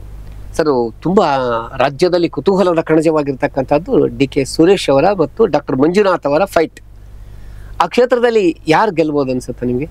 ನೋಡ್ರಿ, DK ಶಿವಕುಮಾರ್ ಹಾಗೂ DK ಸುರೇಶ್ ಅವ್ರು ಯಾವತ್ತೂ ನಾವು ಒಬ್ಬ ಸಂಸದರು ಅಂತ ಹೇಳ್ಕೊಂಡಿಲ್ಲ. ಒಂದು ಪಂಚಾಯತ್ ಮೆಂಬರ್ ತರ ಕೆಲಸ ಮಾಡಿದ್ದಾರೆ, ಸೇವಕರ ಕೆಲಸ ಮಾಡ್ತಾ ಇದ್ದಾರೆ. ಒಬ್ಬ ಸೇವಕರಾಗಿ ಪಂಚಾಯತ್ ಮೆಂಬರ್ ತರ ಯಾವ್ಯಾವ ಹಳ್ಳಿಗಳಲ್ಲಿ ಇವತ್ತು ಇಡೀ ಕ್ಷೇತ್ರದಲ್ಲಿ ಪ್ರತಿಯೊಂದು ಹಳ್ಳಿಗೆ, ಪ್ರತಿಯೊಂದು ಪಂಚಾಯತ್ಗೆ ಏನೇನು ಸಮಸ್ಯೆಗಳಿದಾವೆ ಪರಿಹಾರ ಮಾಡುವಂಥದ್ದು ಮಾಡಿದ್ದಾರೆ. ಇವತ್ತು ಒಂದು ಮಾಧುರಿ ಬೆಂಗಳೂರು ಗ್ರಾಮೀಣ ಕ್ಷೇತ್ರ ಮಾಡಿದ್ದಾರೆ. ಡಾಕ್ಟರ್ ಮಂಜುನಾಥ್ ಕೂಡ ಅನೇಕ ಬಡವರಿಗೆ ಫ್ರೀ ಆಗಿ ಹೃದಯ ಶಸ್ತ್ರಚಿಕಿತ್ಸೆ ಮಾಡಿದ್ದಾರೆ. ಡಾಕ್ಟರ್ ಮಂಜುನಾಥ್ ಅವರು ಒಳ್ಳೆ ಡಾಕ್ಟ್ರು, ಆದರೆ ಅವರು ಉಚಿತವಾಗಿ ಏನು ಕೊಟ್ಟಿಲ್ಲ. ಸರ್ಕಾರದ ಜಯದೇವ ಹಾಸ್ಪಿಟಲ್ ಗೌರ್ಮೆಂಟ್ ಅಲ್ಲಿ ಅವ್ರಿಗೂ ಒಬ್ಬ ಎಂಪ್ಲಾಯ್ ಆಗಿ ಕೆಲಸ ಮಾಡಿದ್ದಾರೆ. ಸರ್ಕಾರದಿಂದ ಬರ್ತಕ್ಕಂಥ ಸೌಲಭ್ಯಗಳನ್ನ ಜನರಿಗೆ ತಲುಪಿಸಿದ್ದಾರೆ. ಅವರು ಉಚಿತವಾಗಿ ಕೊಟ್ಟಿದ್ದಾರೆ. ಮೀಡಿಯಾ ಅಷ್ಟೇ, ಗೌರ್ಮೆಂಟ್ ಮತ್ತು ಜನರ ನಡುವೆ ಒಂದು ಮೀಡಿಯಾ ಅಷ್ಟೇ ಆತ. ಅಂದ್ರೆ ಏನು ಇದಂತ ಅಲ್ಲ. ನಾನೇನ್ ಹೇಳ್ತಾ ಇದ್ದೀನಿ, ಈಗ ಜನರಿಗೆ ಏನಾದ್ರೂ ಉಚಿತವಾಗಿ ಅವರ ಸ್ವಂತ ಆಸ್ಪತ್ರೆ ಕಟ್ಟಿ ಜನರಿಗೆ ಸೇವೆ ಮಾಡಿದ್ರೆ ಅದು ಉಚಿತವಾಗಿ ಮಾಡಿದಾರ ಅಂತ ಹೇಳ್ಬೋದು. ಉತ್ತಮವಾದಂತ ಕೆಲಸ ಮಾಡಿದಾರ.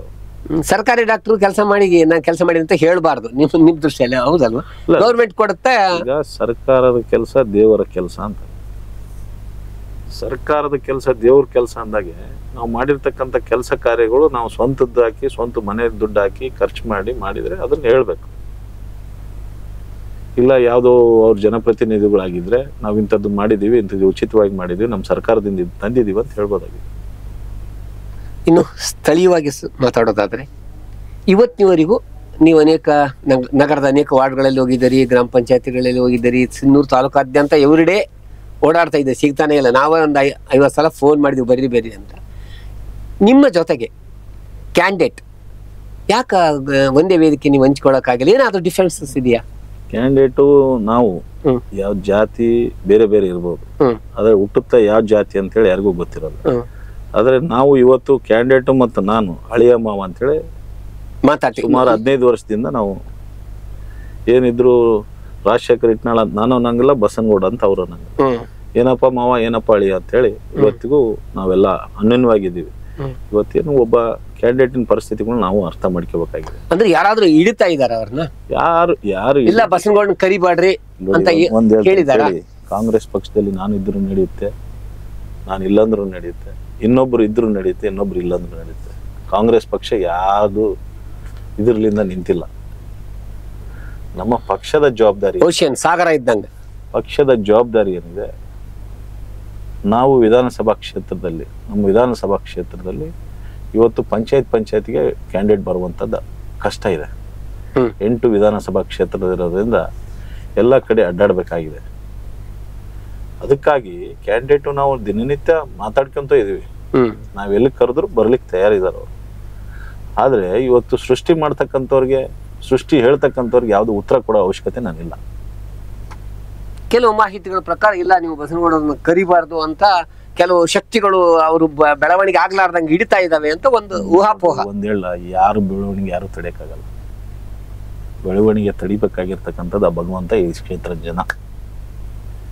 ಯಾರು ತಡಿಲಿಕ್ಕೆ ಮಾಡಲಿಕ್ಕೆ ಯಾರಿಂದೂ ಸಾಧ್ಯ ಇಲ್ಲ. ಅದಕ್ಕೆ ನೀವೇ ಸಾಕ್ಷಿ. ಯಾಕಂದ್ರೆ ಬಹುಶಃ ನಮ್ಮ ಹೈದರಾಬಾದ್ ಕರ್ನಾಟಕದಲ್ಲಿ ಯಾರು ಕೂಡ ಯುವ ಕಾಂಗ್ರೆಸ್ ಅಧ್ಯಕ್ಷರಾಗಿಲ್ಲ. ಖರ್ಗೆ ಫೈಟ್ ಮಾಡಿದ್ರು ಯಾವುದೋ ವಿಷಯದಲ್ಲಿ ಸೋತ್ರಲ್ವಾ? ಯಾಕೆ ಖರ್ಗೆ ಸಾಹೇಬರು ನಾವೆಲ್ಲ ಒಂದು ಕುಟುಂಬದವರು. ಇದು ಎಲ್ಲ ಇಂಟರ್ನಲ್ ಚುನಾವಣೆ, ಪಕ್ಷದಲ್ಲಿ ಆಂತರಿಕ ಚುನಾವಣೆ. ಇವತ್ತು ಒಬ್ರು ಗೆದ್ದಿರ್ಬೋದು, ಒಬ್ರು ಸೋತಿರ್ಬೋದು, ಮತ್ತೆ ಎಲ್ಲರೂ ಜೊತೆ ಮಾಡಿ ಜೊತೆಗೆ ಹೋಗಿ ಕೆಲಸ ಮಾಡ್ಕೊಂಡು ಅಂತ ನಿರಂತರವಾಗಿ ನಡೀತಾ ಇರೋದು. ಇಂಟರ್ನಲ್ ಚುನಾವಣೆ ಇದೆಲ್ಲ ಕಾಂಗ್ರೆಸ್. ಸರ್, ರಾಜ್ಯ ಕಾಂಗ್ರೆಸ್ಸಿನ ಪ್ರಧಾನ ಕಾರ್ಯದರ್ಶಿಗಳಾಗಿರ್ತಕ್ಕಂಥ ಒಂದು ಪ್ರಶ್ನೆ ತಮಗೆ. ಈಗ ಸದ್ಯ ಚುನಾವಣೆ ನಡೆದು ಮುಗಿದ ಮೇಲೆ ಸಿದ್ದರಾಮಯ್ಯನವರ ಕುರ್ಚಿಗೆ ಕೂತಿದೆ, ಡಿ ಕೆ ಶಿವಕುಮಾರ್ ನಿಮ್ಮ ಆತ್ಮೀಯ ಮುಖ್ಯಮಂತ್ರಿ ಆಗ್ತಾನ ಅಂತ ಒಂದು ಬಹಳ ಜನಜನಿತವಾಗಿರ್ತಕ್ಕಂಥ ಸುದ್ದಿ ಇದೆ. ಏನ್ ಹೇಳ್ತೀರಿ? ಇದೆಲ್ಲ ಆಂತರಿಕ ವಿಚಾರಗಳು, ಪಕ್ಷದ ಆಂತರಿಕ ವಿಚಾರಗಳು. ಪಕ್ಷದ ಹೈಕಮಾಂಡ್ ಅಲ್ಲಿ ಮಟ್ಟದಲ್ಲಿ ತೀರ್ಮಾನ ಏನೇನು ಆಗ್ಬೇಕಾಗಿದೆ. ಚುನಾವಣೆ ಮುಗಿದ್ಮೇಲೆ ನಿಮಗೂ ಅದರ ಗೊತ್ತಾಗುತ್ತೆ. ಸಾರ್ವಜನಿಕ ಜೀವನದಲ್ಲಿ ಇರ್ತಕ್ಕಂಥ ಆ ಸುದ್ದಿ ಅಂತೂ ಇದೆ. ನೋಡಿ, ಮನುಷ್ಯನಿಗೆ, ಪ್ರತಿಯೊಬ್ಬ ಮನುಷ್ಯನಿಗೆ ಆಸೆ ಆಕಾಂಕ್ಷೆಗಳು ಇರ್ತವೆ. ಎಲ್ಲರೂ ತಮ್ಮ ಆದಂಥ ಅನುಭವ ಇರುತ್ತೆ. ಇವತ್ತು ಹೈಕಮಾಂಡ್ ಮಟ್ಟದಲ್ಲಿ ಆಗಿದೆ. ಮುಂದಿನ ಈಗ ಚುನಾವಣೆ ಸಂದರ್ಭ ಇದೆ. ಚುನಾವಣೆ ವಿಷಯಗಳನ್ನ ಮಾತಾಡೋಣ. ಮುಂದಿನ ಅಂತಂಥ ಸಂದರ್ಭ ಬಂದಾಗ ಅದನ್ನ ಮಾತಾಡೋಣ. ಏನ ಬದಲಾವಣೆ ಆಗ್ಬಹುದು, ಬಿಡ್ಬೋದು, ಹೈಕಮಾಂಡ್ ಬಿಟ್ಟದ್ದು. ಹೈಕಮಾಂಡ್ ಮಟ್ಟದಲ್ಲಿ ಏನು ಆಗಬೇಕು, ಏನು ನಿರ್ಧಾರಗಳು ಆಗ್ಬೇಕಾಗಿದೆ, ನಿಮಗೂ ಮುಂದಿನ ದಿನಗಳಲ್ಲಿ ಅದೆಲ್ಲ ಗೊತ್ತಾಗುತ್ತೆ. ಸರಿ, ನಿಮ್ಮ ಆಡಳಿತ ಅವಧಿಯಲ್ಲಿ ಅಂದರೆ ನೀವು KPCC ಅಧ್ಯಕ್ಷರಿದ್ದಾಗ ನಂತರ ಕೊರೋನಾದಲ್ಲಿ ನೀವು ಮಾಡಿದ ಕಾರ್ಯ ಶ್ಲಾಘನೀಯ. ಅದರಲ್ಲಿ ಏನು ಎರಡು ಮಾತಿಲ್ಲ. ನಿಮಗೆ ತುಂಬ ಕಾಂಗ್ರೆಸ್ ತುಂಬ ಭರವಸೆಗಳು ಕೊಟ್ಟಿತ್ತು. ನಿಗಮ ಮಂಡಳಿ ಮಾಡ್ತೀವಿ ಅಂತಂದ್ರು, ಅದು ಆಗಲಿಲ್ಲ. ಇವನ್ MLA ಕೊಡ್ತಾರ ಅಂತ ಕೊನೆ ಗಳಿಗೆಯಲ್ಲಿ ಅದು ಬದಲಾವಣೆ ಆಗೋಯ್ತು. ಈಗ ನೆಕ್ಸ್ಟ್ ನಿಮ್ಮ ಸಲುವಾಗಿನೇ ಬಹುಶಃ ಕರ್ನಾಟಕ ರಾಜ್ಯದಲ್ಲಿ ಕಾಂಗ್ರೆಸ್ ನೀವು ಹೇಳಿದಾಗೆ ನಾ ತಕ್ಕಂತಾನ ಇಲ್ಲ ಕೇಳುವ ಅಂತ ಅಲ್ಲಿಂದ ಫೋನ್ಯಾಗ ಬರೋತಕ್ಕಂಥ ಸಂದರ್ಭದಲ್ಲಿ ಸುರ್ಜೇವಾಲಾ ಮತ್ತು ನಲ್ಪಾಡು ಹೆಲಿಕಾಪ್ಟರ್ ತರ ನಿಮ್ಮ ಸಲುವಾಗಿ ಬಂದರು. ಅವಾಗ ಕೂಡ ಭರವಸೆ ಕೊಟ್ಟರು, ನಾನು MP ಅಥವಾ ಏನೋ ಮಾಡ್ತೀವಿ ಅಂತ. ಇದುವರೆಗೂ ಕೂಡ ತಮ್ಗೆ ಯಾವುದೇ ರೀತಿಯ ಸ್ಥಾನಮಾನ ಸಿಕ್ಕಿಲ್ಲ. ನಿಮ್ಮ ಜನರಿಗೆ ಕೂಡ ಅದರಿಂದ ತುಂಬ ನಿರಾಶೆ ಆಗಿದೆ. ಏನು ಹೇಳ್ತೀರಿ ಇದಕ್ಕೆ ನೀವು? ನೀವು ಕೊರೋನಾದ ಏನು ಮಾತಾಡಿದ್ರಿ, ಹುಟ್ಟು ಆಕಸ್ಮಿಕ, ಸಾವು ಖಚಿತ. ಕೊರೋನಾದಂಥ ಸಂದರ್ಭದಲ್ಲಿ ಇವತ್ತು ನಮ್ಮ ತಾಲೂಕಿನ ಜನ ಸಾವಿನ ನೋವಿನಲ್ಲಿದ್ದರು.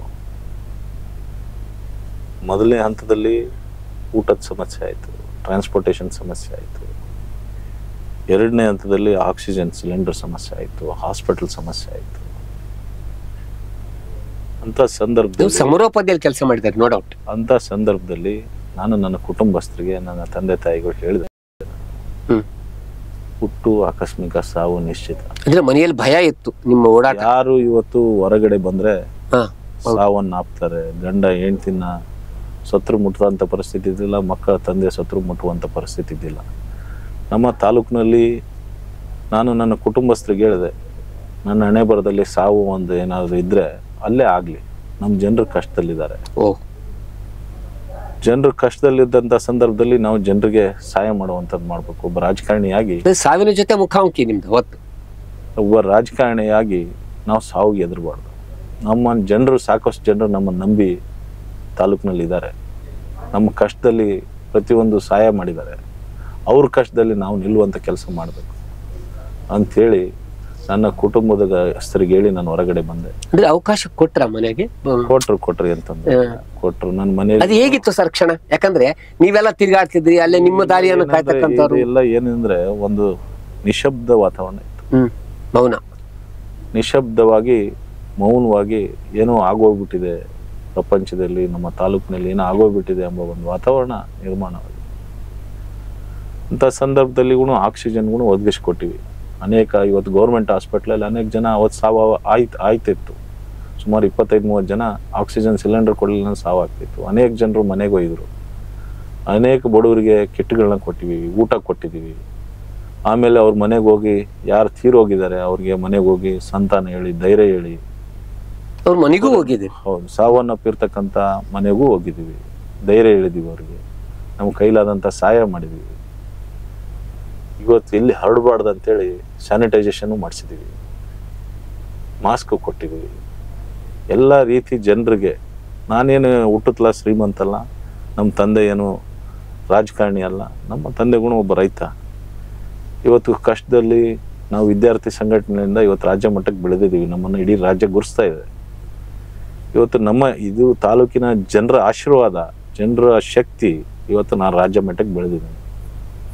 ಇವತ್ತು ನನ್ನ ಕೈಲಾದಂಥ ಸಹಾಯವನ್ನು ಜನರಿಗೆ ಮಾಡುವಂಥದ್ದು ಯಾವುದೇ ಆಸೆ ಆಕಾಂಕ್ಷೆ ಇಲ್ಲಾರ್ದೆ ಇವತ್ತು ಮಾಡುವಂಥ ಕೆಲಸ ಮಾಡಿದ್ದೀನಿ. ಅಲ್ಲ, ಬಹುತೇಕ ರಾಜಕಾರಣ ಅವಾಗ ಮಾಸ್ಕ್ ಹಾಕೊಂಡು ಮನೆಯಾಗಿದ್ರು ಬಹುತೇಕರು ರಾಜ್ಯದಲ್ಲಿ. ಈಗ ಯಾರನ್ನ ನಾವು ಟೀಕ್ಸುವಂಥದ್ದಾಗ್ಲಿ, ಅವ್ರ ಬಗ್ಗೆ ಮಾತನಾಡುವಂಥದ್ದಾಗ್ಲಿ ಎಲ್ಲ ಜನ ನೋಡ್ತಾ ಇದ್ದಾರೆ, ಯಾರು ಏನು ಮಾಡ್ತಾ ಇದ್ದಾರೆ, ಏನು ಮಾಡ್ತಾ ಇಲ್ಲ ಅಂತ. ಅಂಥ ಸಂದರ್ಭದಲ್ಲಿ ನಮ್ಮ ತಾಲೂಕಿನ ಜನರಿಗೆ ನಾನು ಯಾವಾಗಲೂ ಹೇಳ್ತಾ ಇರ್ತೀನಿ, ನಿಮ್ಮೂರಿನ ಒಬ್ಬ ಮನೆಯ ಮಗನಾಗಿ, ಅಣ್ಣನಾಗಿ, ತಮ್ಮನಾಗಿ ನೀವು ನನ್ನ ಕೊನೆ ಉಸಿರಿರೋವರೆಗೂ ನಿಮ್ಮ ಜೊತೆಗೆ ಇರ್ತೀನಿ ಅಂತೇಳಿ ನಾನು ಯಾವಾಗಲೂ ನನ್ನ ಇದರಲ್ಲಿ ಹೇಳ್ತಾ ಇರ್ತೀನಿ. ಇವತ್ತು ನಿಮ್ಮ ಸ್ಟುಡಿಯೋದಲ್ಲಿ ಹೇಳ್ತಾ ಇದ್ದೀನಿ, ನಾನು ನನ್ನ ಕೊನೆ ಉಸಿರಿರೋವರೆಗೂ ನಾನು ಒಂದು ನವ ಸಂಕಲ್ಪ ನವ ಸಿಂಧನೂರು ಅಂತೇನು ಪ್ರಾರಂಭ ಮಾಡಿದ್ದೀವಿ ಪಾದಯಾತ್ರೆ ಇಡೀ ಕ್ಷೇತ್ರದಾದ್ಯಂತ. ಜನರಿಗೆ ನಮ್ಮದೇ ಆದಂಥ ಸಿಂಧನೂರು ಹೇಗಿರಬೇಕು, ನಮ್ಮ ರೈತರು ಹೇಗಿರಬೇಕು, ಯುವಕರು ಹೇಗಿರಬೇಕು, ಮಹಿಳೆಯರು ಹೇಗಿರಬೇಕು ಅನ್ನೋ ಒಂದು ಕನಸು ಕಟ್ಟಿದ್ವಿ. ರಾಜಕಾರಣ ನಿಂತ ನೀರಲ್ಲ, ಹರಿಯುವಂಥ ನೀರು. ಮುಂದಿನ ದಿನಗಳಲ್ಲಿ ನಮಗೂ ಒಳ್ಳೆ ದಿನಗಳು ಬರುತ್ತೆ, ಜನರ ಆಶೀರ್ವಾದ ಮಾಡ್ತಾರೆ. ಖಂಡಿತವಾಗ್ಲೂ ಏನು ನವ ಸಂಕಲ್ಪ ನವ ಸಿಂಧನೂರು ಏನಿದೆ ಅದನ್ನ ಮುಂದುವರಿಯುವಂಥ ಕೆಲಸ ನಾವು ಮಾಡ್ತೀವಿ. ಜನರ ಸೇವೆ ಮಾಡಕ್ಕೆ ಅಧಿಕಾರ ಬೇಕಾಗಿಲ್ಲ, ನಿಮ್ಮ ಅಭಿಪ್ರಾಯ? ಜನರ ಸೇವೆ ಮಾಡಲಿಕ್ಕೆ ಅಧಿಕಾರ ಬೇಕಾಗಿಲ್ಲ. ಅಧಿಕಾರದಲ್ಲಿ ಇರ್ತಕ್ಕಂಥವ್ರು ಗೊತ್ತಿದ್ರೆ ಸಾಕು, ಜನರ ಸೇವೆ ಮಾಡ್ಬೋದು. ಅಧಿಕಾರದಲ್ಲಿ ವೆರಿ ಗುಡ್. ಅಧಿಕಾರದಲ್ಲಿ ಜನರ ಸೇವೆ ಮಾಡ್ಬೇಕಂತ ಗೊತ್ತಿರ್ಬೇಕು ಅಷ್ಟೇ. ನಿಮ್ಮ ಕಾಂಗ್ರೆಸ್ ಕಾರ್ಯಾಲಯ ಮಾಡಿದಿರಿ, ಬಹುತೇಕ ಜನ ಬರ್ತಾರೆ, ಸಮಸ್ಯೆ ಹೇಳ್ತಾರೆ. ಅದು ಏನ್ರಿ, ಅದು ಒಂದು ದಿನಚರಿ ಹೇಳಿ ನಮ್ಗೆ. ನೀವು ಯಾವಾಗ ಅವೈಲೇಬಲ್ ಇರ್ತೀರಿ? ಜನ ಬಹಳ ಸಲ ಬಹಳ ಇದಕ್ಕೆ ಕೇಳ್ತಿರ್ತಾರೆ. ಜನಸ್ಪಂದನ ಅಂತೇಳಿ ಕಾರ್ಯಾಲಯ ಉದ್ಘಾಟನೆ ಮಾಡಿದ್ವಿ. ತಾಲೂಕಿನ ಎಲ್ಲ ಶ್ರೀಗಳ ಸಮ್ಮುಖದಲ್ಲಿ ಆ ಕಾರ್ಯಾಲಯ ಉದ್ಘಾಟನೆ. ಇವಾಗ ರಾಜಕಾರಣ ಅಂದ್ರೆ ಜನರಿಗೆ ಹತ್ರವಾಗಿ ಸಿಗುವಂಥದ್ದು. ಜನಸಾಮಾನ್ಯರಿಗೆ ಸಣ್ಣ ಪುಟ್ಟ ಕೆಲಸಗಳು ಇರ್ತವೆ. ಯಾವುದೋ ತಾಲೂಕು ಆಫೀಸ್ ಇರುತ್ತೆ, ಹಾಸ್ಪಿಟಲ್ ಇರುತ್ತೆ, ಪೊಲೀಸ್ ಸ್ಟೇಷನ್ಗಳು ಇರ್ತವೆ. ಅನೇಕ ಸಮಸ್ಯೆಗಳು ಇವತ್ತು ಸಾಕಷ್ಟು ಜನರಿಗೆ ಇವತ್ತು ಏನಾಗ್ತಾ ಇದೆ, ಇಲ್ಲಿ ಇರ್ತಕ್ಕಂಥ ವ್ಯವಸ್ಥೆ ಸರಿಯಾದ ರೀತಿಯಲ್ಲಿ ನಡೀಲಾರದಂಥ ಕಾರಣಕ್ಕಾಗಿ ನಮ್ಮ ಕಚೇರಿಗೆ ಬಂದಿರತಕ್ಕಂಥವ್ರಿಗೆ ನಾವು ನಮ್ಮ ಕೈಲಾದಂಥದ್ದು ನಮ್ಮ ಶಕ್ತಿ ಮೀರಿ ಏನಾಗುತ್ತೆ, ಇಲ್ಲಿ ಯಾವ್ಯಾವ ಕಚೇರಿಗಳಿಗೆ ಏನೇನು ಹೇಳಬೇಕು, ಆ ಸಮಸ್ಯೆಗಳನ್ನ ಹೇಳುವಂಥದ್ದು ನಾವು ನಿರಂತರವಾಗಿ ಮಾಡ್ತಾ ಇದ್ದೀವಿ. ಜನರಿಗೆ ನಮ್ಮ ಕೈಲಾದಂಥದ್ದನ್ನು ಸಹಾಯ ಹಸ್ತವನ್ನು ಯಾವಾಗಲೂ ಜನರ ಜೊತೆಗೆ ಮಾಡ್ತಾ ಇದ್ದೀವಿ. ನಮ್ಮ ಕಚೇರಿ ನಿರಂತರವಾಗಿರುತ್ತೆ, ಅಲ್ಲಿ ಆದಂಥ ಸಿಬ್ಬಂದಿಗಳಿದ್ದಾರೆ. ಏನು ಸಮಸ್ಯೆಗಳಿದೆ, ನಾನು ಇಲ್ಲಾಂದ್ರೂ ನನಗೆ ವಿಷಯ ಮುಟ್ಟಿಸುವಂಥ ಕೆಲಸ ಮಾಡ್ತಾರೆ. ಇಂಥವ್ರು ಬಂದಿದ್ರು, ಈ ಊರವ್ರು ಬಂದಿದ್ರು, ನಿಮಗೆ ಈ ಸಮಸ್ಯೆ ಇದೆ, ಇದನ್ನು ಇಂಥವ್ರಿಗೆ ಹೇಳಬೇಕು ಅಂತ ಸಂದರ್ಭದಲ್ಲಿ ಹೇಳುವಂಥ ಕೆಲಸ ಮಾಡಿ ಅವರಿಗೆ ಸಣ್ಣ ಪುಟ್ಟ ಕೆಲಸಗಳನ್ನ ಮಾಡಿಸ್ಕೊಡುವಂಥದ್ದು ಮಾಡ್ತಾ ಇದ್ದೀವಿ. ಸರ್, ಬಹುತೇಕ ನಿಮಗೆ ದೇಶದಲ್ಲಿ ಬಹಳ ಜನ ಆತ್ಮೀಯರಲ್ಲಿ ರಾಹುಲ್ ಗಾಂಧಿಗೆ ತಾವು ಕೂಡ ಆತ್ಮೀಯರು ಮತ್ತು ಆಪ್ತರು ಕೂಡ. ಅನೇಕ ಸಲ ನಿಮ್ಮನ್ನ ನೋಡ್ತಿರ್ತೀವಿ, ನಿಮ್ಮ ಕೈ ಹಿಡ್ಕೊಂಡೇ ಕೆಲವು ಸಲ ಇದರಲ್ಲಿ ಭಾಗವಹಿಸಿದ್ರು ಅವರು ಎಲ್ಲರೂ ನಿಮ್ಮ ಹಿಂದೆ ಶಕ್ತಿ ಇರುವಾಗ ನಿಮ್ಗೆ ಏನು ಸಿಗ್ಲಿಲ್ಲ ಅಂದ್ರೆ ಏನಾದ್ರು ಭರವಸೆ ಕೊಟ್ಟಿದ್ದಾರೆ ಆಫ್ ದಿ ರಿಕಾರ್ಡ್? ನೋಡೋಣ, ಕ್ಷೇತ್ರದ ಜನ, ರಾಜ್ಯದ ನಮ್ಮೆಲ್ಲ ಯುವಕರು ಮುಂದಿನ ದಿನಗಳಲ್ಲಿ ಕ್ಷೇತ್ರದ ಜನರು, ರಾಜ್ಯದ ಜನರ ಆಶೀರ್ವಾದದಿಂದ ಮುಂದೆ ನಮ್ಮ ನಾಯಕರುಗಳು ಏನೇನು ಮಾಡ್ತಾರೆ ಎಂಬುದ್ರ ಬಗ್ಗೆ ತಮ್ಗೆ ಗೊತ್ತಾಗುತ್ತೆ. ಅಂದ್ರೆ ಭರವಸೆ ಇದೆ ತಮ್ಗೆ ತಮ್ಮ ಪಕ್ಷದ ಮೇಲೆ? ನೋಡಿ, ಬೇಜಾರಾಗಿಲ್ವಾ? ಮನುಷ್ಯ ಜೀವನದಲ್ಲಿ ಭರವಸೆ, ನಂಬಿಕೆ, ವಿಶ್ವಾಸ ಇಲ್ಲ ಅಂದ್ರೆ ಯಾವ ಕೆಲಸ ಕಾರ್ಯಗಳು ಮಾಡೋಕ್ಕಾಗಲ್ಲ. ನಂಬಿಕೆ ಎಂಬುದು ಪ್ರತಿಯೊಬ್ಬ ಮನುಷ್ಯನಿಗಿರ್ಬೇಕು, ಭರವಸೆ ಎಂಬುದು ಪ್ರತಿಯೊಬ್ಬ ಮನುಷ್ಯನಿಗಿರ್ಬೇಕು. ಕಷ್ಟ ಅಂತ ಎಲ್ಲರಿಗೂ ಬರುತ್ತೆ. ನನಗೂ ಟಿಕೆಟ್ ತಪ್ಪಿರ್ಬೋದು, MP ತಪ್ಪಿರಬಹುದು, MLA ತಪ್ಪಿರ್ಬೋದು. ರಾಜಕಾರಣದಲ್ಲಿ ಎಲ್ಲವುದನ್ನು ನಾವು ಅನ್ಕೊಂಡಂಗೆ ಆಗಂಗಿಲ್ಲ. ಕೆಲವೊಂದಂಥ ಸಂದರ್ಭ ನಮ್ಮ ಸಮಯ ನಾವು ಕಾಯ್ಬೇಕಾಗತ್ತೆ. ಕ್ಷೇತ್ರ ಜನತೆಗೆ ಯಾರು ಏನು ಮಾಡಿದ್ದಾರೆ, ಯಾವ ರಾಜಕಾರಣಿಗಳು ಯಾರನ್ನ ತಲುಪಿದ್ದಾರೆ ಎಂಬುದ್ರ ಬಗ್ಗೆ ಕ್ಷೇತ್ರ ಜನ ನೋಡ್ತಾ ಇದ್ದಾರೆ. ಮುಂದಿನ ದಿನಗಳಲ್ಲಿ ಸಮಯ ಸಂದರ್ಭಕ್ಕೆ ಅದಕ್ಕೆ ಉತ್ತರ ಕೊಡುವಂತ ಕೆಲಸ ಮಾಡ್ತಾರೆ. ಖಂಡಿತವಾಗ್ಲೂ ಒಂದು ಭರವಸೆ ಇದೆ ನಿಮ್ಮ ಪಕ್ಷದ ಮೇಲೆ ನಿಮಗೆ? ನೋಡ್ರಿ, ಪಕ್ಷ ಇವತ್ತು ನನ್ನನ್ನು ಬೆಳೆಸಿದೆ. ಇವತ್ತು ರಾಜ್ಯ ಮಟ್ಟಕ್ಕೆ ಒಬ್ಬ ಸಾಮಾನ್ಯ ರೈತನ ಮಗ, ಒಬ್ಬ ವಿದ್ಯಾರ್ಥಿ ಘಟಕದಿಂದ ಇವತ್ತು ರಾಜ್ಯ ಮಟ್ಟಕ್ಕೆ ಬೆಳಿಬೇಕಪ್ಪ ಅಂದ್ರೆ ಪಕ್ಷದಿಂದ ಬೆಳೆದಿದ್ದೀನಿ.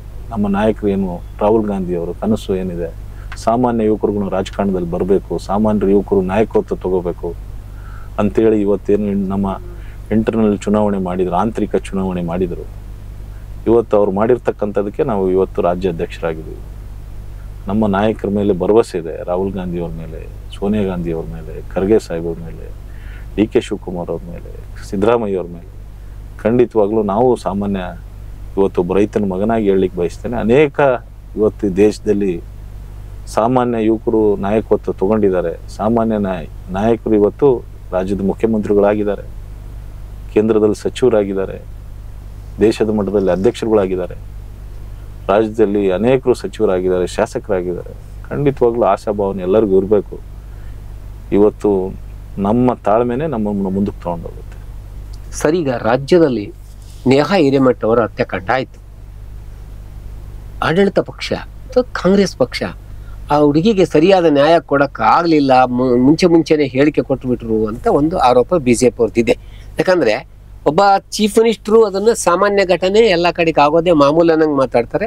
ಒಬ್ಬ ಗೃಹ ಮಂತ್ರಿ ಇನ್ನೂ ಯಾವುದೇ ರೀತಿಯ ತನಿಖೆಯ ಬಗ್ಗೆ ಗೊತ್ತಿರದೆ ಅವ್ರಿಗೆ ಪ್ರೀತಿ ಇತ್ತು, ಪ್ರೇಮ ಇತ್ತು ಅಂತ ಹೇಳಿಕೆ ಕೊಟ್ಟಿದ್ರು ಅಂಥೇಳಿ BJP ಅವರು ಇದನ್ನು ತುಂಬ ತೀಕ್ಷ್ಣವಾಗಿ ಪ್ರತಿಕ್ರಿಯಿಸಿದ್ದಾರೆ. ಆಸ್ ಎ ನೀವು ಆ ಪಕ್ಷದ ಮುಖಂಡರಾಗಿ ಏನು ಹೇಳ್ತೀರಾ? ನಾನು ತಮಗೆ ಹೇಳಲಿಕ್ಕೆ ಬಯಸ್ತೇನೆ, ಸಾವು ಯಾರ ಮನೆಯಲ್ಲಾದರೂ ಸಾವನ್ನೇ, ಅದನ್ನು ನಾನು ಖಂಡಿಸ್ತೇನೆ. ನಿನ್ನೆಯವರು ತಂದೆಯವರು ಮನೆಗೆ ನಮ್ಮ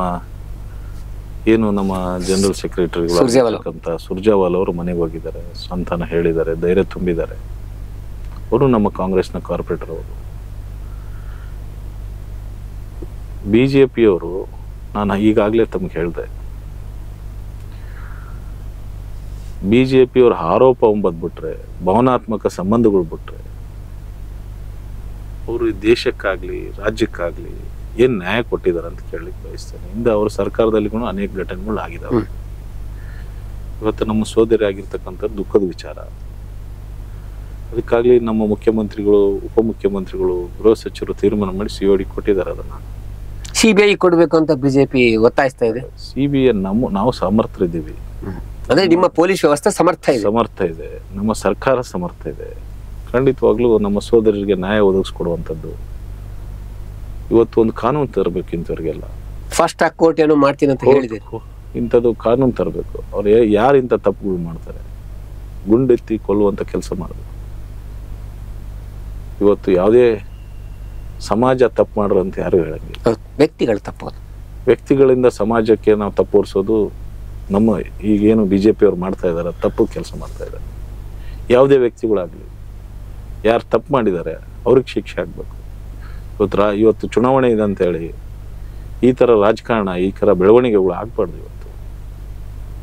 ಇವತ್ತು ಎಲ್ಲರ ಮನೆಯಲ್ಲಿ ಇಂಥ ಘಟನೆಗಳು ನಡೆಯುತ್ತೆ. ಆದರೆ ಆ ಘಟನೆಗಳು ನಡೆದಂಥ ಸಂದರ್ಭದಲ್ಲಿ ನಾವು ಮನೆಯವರಿಗೆ ಧೈರ್ಯ ತುಂಬುವಂಥ ಕೆಲಸ ಮಾಡ್ಬೇಕು. ಅಲ್ಲಿ ರಾಜಕಾರಣ ಮಾಡುವಂಥ, ಅವನು ಆರೋಪಿ ಅನ್ಬೇಕು. ಇವತ್ತು ಅವನಿಗೆ ಧರ್ಮ, ಜಾತಿ ಅವೆಲ್ಲ ಬೆಳೆಸ್ಬಾರ್ದು. ಯಾವುದೇ ಈಗ ಹುಟ್ಟುತ್ತಲ ನಾವು ಯಾವುದೋ ಜಾತಿಯಿಂದ ನಾವು ಅರ್ಜಿ ಹಾಕಿ ಏನು ಹುಟ್ಟಿದಂಗೆ ಇಲ್ಲ, ಇಂಥ ಜಾತಿಯಲ್ಲೇ ಹುಟ್ಟಬೇಕಂತೇಳಿ ನಾವು ಅರ್ಜಿ ಹಾಕಿರಂಗೆ. ಇವತ್ತು ಭಾರತ ದೇಶದಲ್ಲಿ ಅನೇಕ ಜಾತಿ ಧರ್ಮಗಳಿದ್ದಾವೆ, ಅನೇಕ ಉಪಪಂಗಡಗಳಿದ್ದಾವೆ. ನಾವೆಲ್ಲರೂ ಅಣ್ಣ ತಮ್ಮರದಿಂದ ಬಾಳ್ತಾ ಇದ್ದೀವಿ, ಅಣ್ಣ ತಮ್ಮರದಿಂದ ಹೋಗ್ತಾ ಇದ್ದೀವಿ. ಯಾವುದೇ ಜಾತಿಯವ್ರು ತಪ್ಪು ಮಾಡಲಿ, ಜಾತಿನ ತರಕ್ಕೆ ಹೋಗ್ಬಾರ್ದು. ಯಾರು ತಪ್ಪು ಮಾಡ್ತಾರೆ ಅವರಿಗೆ ಇಂಥ ಘಟನೆಗಳಿಗೆ ಈಗಾಗಲೇ ಹೇಳ್ದಂಗೆ ಗುಂಡಿಕ್ತಿ ಕೊಲ್ಲುವಂಥದ್ದು ಮಾಡ್ಬೇಕು. ಅವ್ರಿಗೆ ಶೂಟ್ ಅಂಡ್ ಸೈಟ್ ಆರ್ಡರ್ ಸರ್ಕಾರದಲ್ಲಿ ತರಬೇಕು. ಇಂಥ ಸಂದರ್ಭ ಬಂದ್ರೆ ಇವತ್ತು ರಾಜ್ಯ ಆಗ್ಲಿ, ಜಿಲ್ಲೆಗಳಾಗ್ಲಿ, ತಾಲೂಕುಗಳಾಗ್ಲಿ ಯಾರೋ ತಪ್ಪು ಮಾಡ್ಬೇಕಂದ್ರೆ ಹೆದರ್ತಾರೆ.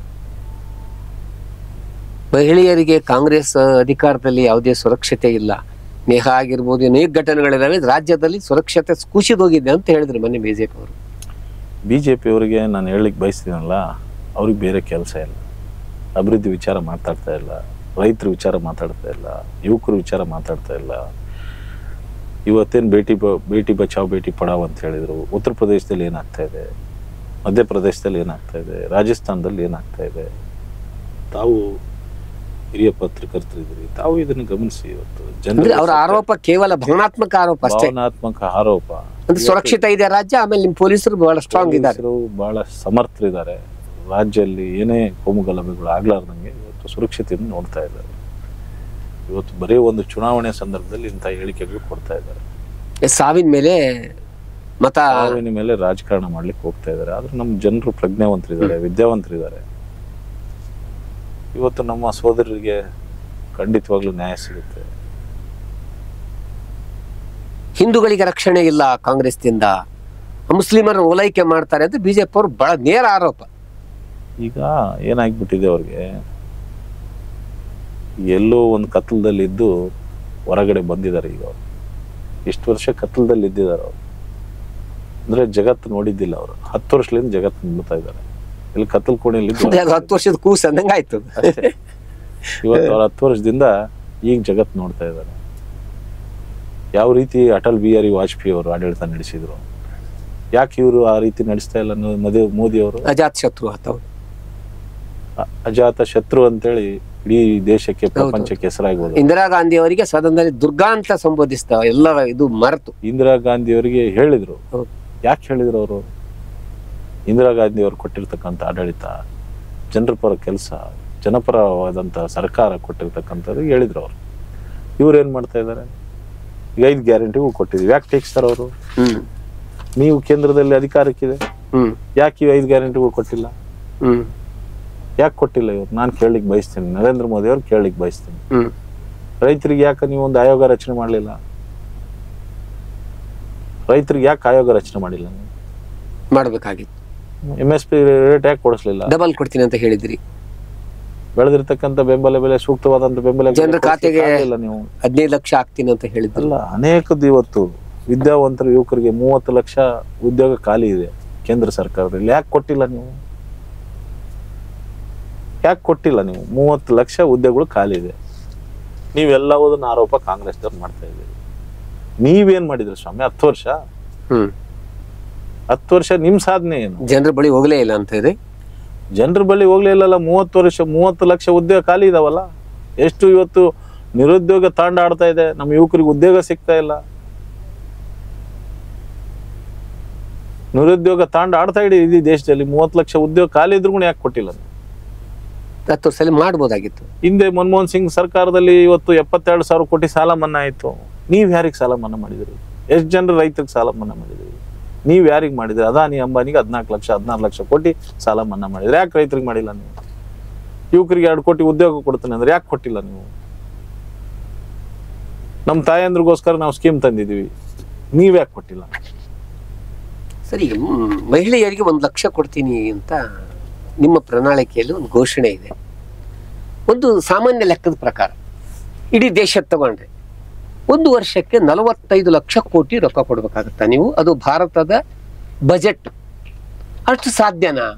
ಅದ್ರ ಸಂಪನ್ಮೂಲಗಳು ಹೇಗೆ ಕ್ರೋಢೀಕರಿಸ್ತೀರಿ? ಈಗಾಗಲೇ ನಮ್ಮ ಫೈನಾನ್ಸ್ ಮಿನಿಸ್ಟರ್ ಆಗಿರ್ತಕ್ಕಂಥವ್ರು, ಖರ್ಗೆ ಸಾಹೇಬ್ರು, ರಾಹುಲ್ ಗಾಂಧಿ, ಅನೇಕರು ಇವತ್ತು ಸಂಪನ್ಮೂಲ ಕ್ರೋಢೀಕರಣ ಮಾಡ್ತೀರಿ. ನಮ್ಮ ಪಕ್ಷದಲ್ಲಿ ತಜ್ಞರಿದ್ದಾರೆ, ಅನೇಕರು ಇವತ್ತು ಅನುಭವಿಸ್ತಿದ್ದಾರೆ. ಇದೆಲ್ಲ ಆಲೋಚನೆ ಮಾಡಿ ಹೇಳಿರ್ತಾರೆ. 100% ಏನ್ ಹೇಳಿದ್ದಾರೆ ಕೇಂದ್ರದಲ್ಲಿ ಅಧಿಕಾರಕ್ಕೆ ಬಂದ್ರೆ ಖಂಡಿತವಾಗ್ಲೂ ಮಾಡ್ತಾರೆ. ಸಾಧ್ಯ. ಕೊನೆಯದಾಗಿ ಕೊಪ್ಪಳ ಲೋಕಸಭಾ ಕ್ಷೇತ್ರದ ಮತದಾರರಿಗೆ ಅಥವಾ ಏನ್ ಹೇಳೋದು ಇಷ್ಟಪಡ್ತೀರಿ? ನಾನು ಕೊಪ್ಪಳ ಲೋಕಸಭಾ ಮತದಾರರಿಗೆ, ನಮ್ಮ ತಾಯಂದ್ರಿಗಿರ್ಬೋದು, ಯುವಕರಿಗಿರ್ಬೋದು, ನಮ್ಮ ಅಣ್ಣ ತಮ್ಮರಿಗಿರ್ಬೋದು, ಇವತ್ತು ರಾಜಶೇಖರ್ ಇಟ್ನಾಳ್ ಅವರು ಉತ್ತಮವಾದಂಥ ವ್ಯಕ್ತಿ. ನಾನು ನಿಮಗೆ ಹೇಳಲಿಕ್ಕೆ ಬಯಸ್ತೇನೆ, ಒಬ್ಬ ಉತ್ತಮವಾದಂಥ ವ್ಯಕ್ತಿಗೆ ಅವಕಾಶ ಕೊಡಿ.